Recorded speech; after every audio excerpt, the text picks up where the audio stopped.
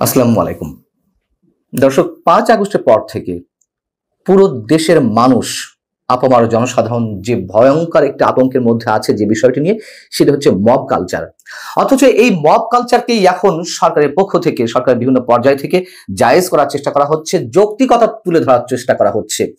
যদি তাই হয়ে থাকে, মব সৃষ্টিকারীদের চেয়ে এখন বরং ভয়ঙ্কর আমাদের কাছে মনে হচ্ছে যারা এটির পেছনে যৌক্তিকতা তুলে ধরার চেষ্টা করছেন।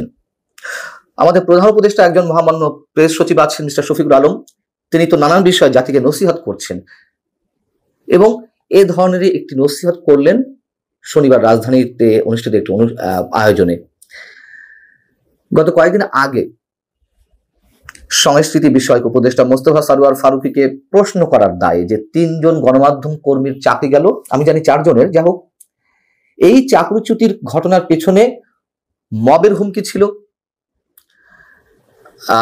জুলাই আন্দোলনের সাথে সম্পৃক্ত একটি গ্রুপের পেজ থেকে মব সৃষ্টির হুমকি দেওয়া হয়েছিল যদি তাদেরকে চাকরিচ্যুত না করা হয়, এবং সেই মব ঠেকাতে সরকার ব্যর্থ হয়েছে, অথবা স্বৈরাচারের দোষর ত্যাগ করে কারো বিরুদ্ধে মব তৈরি হলে সরকার ব্যবস্থা নেবে কিনা।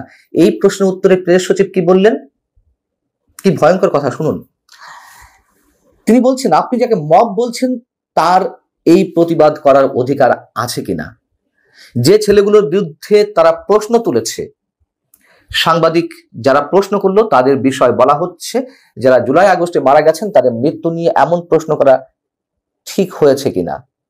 তারা এটার প্রতিবাদ জানাচ্ছেন, অর্থাৎ যারা মব সৃষ্টি করছেন, মব সৃষ্টির হুমকি দিলেন যে তাদেরকে চাকরিচ্যুত না করা হলে গণমাধ্যম ঘেরাও করা হবে, সংশ্লিষ্ট গণমাধ্যমগুলো।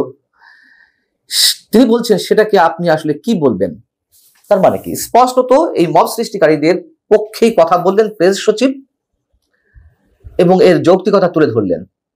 এবং এই একটা মবকে জায়েজ করতে গিয়ে এই দেশে গত 5 আগস্টের পর থেকে দলবদ্ধ শৃঙ্খল জনতার মাধ্যমে যে অন্যায় অপরাধগুলো সংঘটিত হয়েছে তার প্রত্যেকটিতেই তিনি জায়েজ করার চেষ্টা করলেন।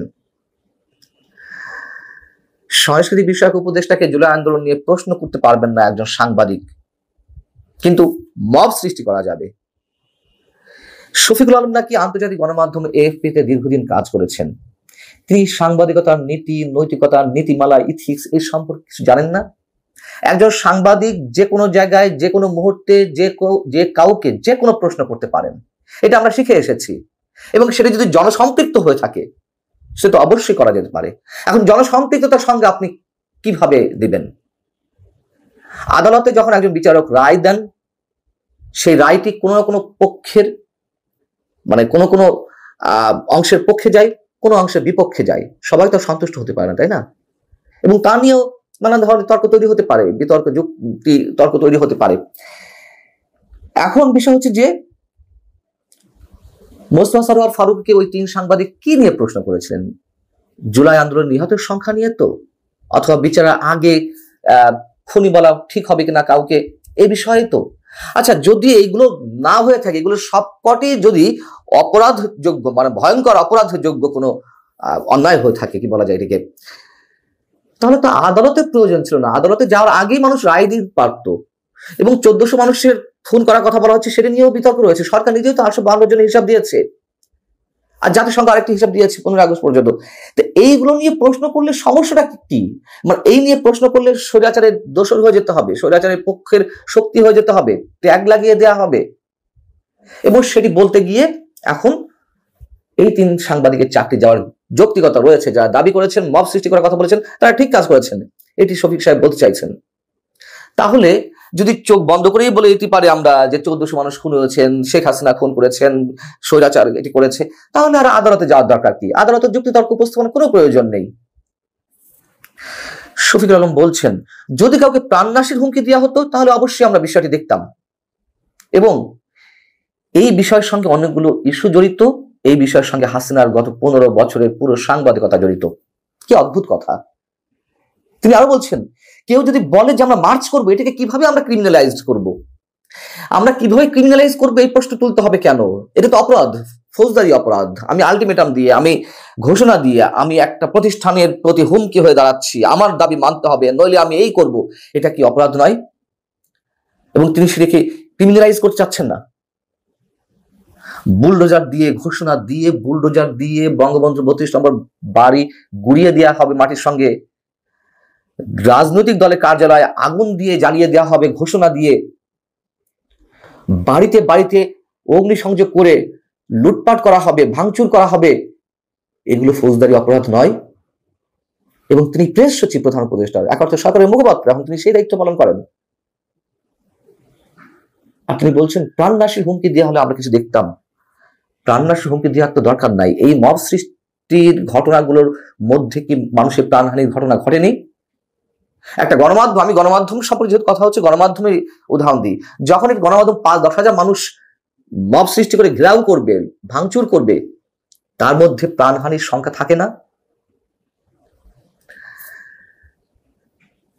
আবার সরকারের দায়িত্বশীল ব্যক্তিরা মাঝে মাঝে তোমার হুমকা দিচ্ছেন যে মব জাস্টিস কোনোভাবেই সহ্য করা হবে না, কোনোভাবেই যারা এর সঙ্গে জড়িত তাদেরকে রেহাই দেওয়া হবে না। এইসব কথা বলার কি দরকার আছে?